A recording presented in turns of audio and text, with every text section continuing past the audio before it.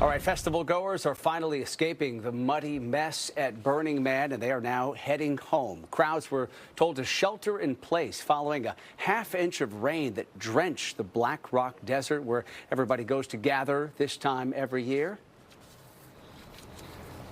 And being stuck in the mud for days was just one headache. The next was waiting and then waiting so that folks could leave. Jesse Gary has been talking to festival goers who are in some of those miles-long lines of vehicles trying to get out of the muddy mess there in the desert. Jesse, what did folks tell you about what it took to get out? Well, Alex, getting out was a lot easier than staying there. I mean, as you said, there was a half-inch of rain and then mud like you would not believe. Today, Mother Nature cooperated, and so it was just a long line of vehicles trying to leave Burning Man and the bad memories behind.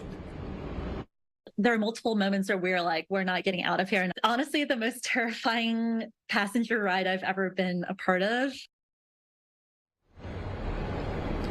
Autumn Zhu and her boyfriend left as the mud and muck worsened over the weekend. She says the tipping point for her was when they learned the portable toilets had been closed after some were overflowing. Tuesday sees an overflow of vehicles headed for the main gate of Burning Man. Dry weather has turned trenches of mud into familiar dusty roads. In a statement to Fox 2, officials with the Burning Man project say the playa is drivable in some places but does have some mud, soft spots, and standing water in others.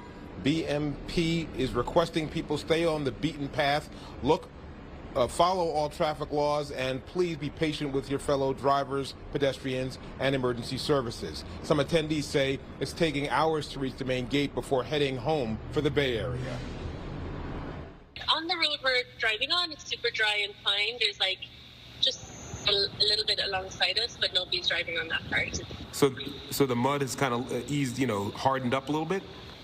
Yeah, it's hardened up. We knew that we would get out, and then after that it was just a matter of keeping our spirits up and using what we had to stay warm and stay dry and stay fed and watered. Once out into the desert, the 7-hour trek to the bay will likely take longer. We reached out to the Pershing County, Nevada Sheriff's Office, but we were told that all available deputies are working to get motorists out and home safely, Alex.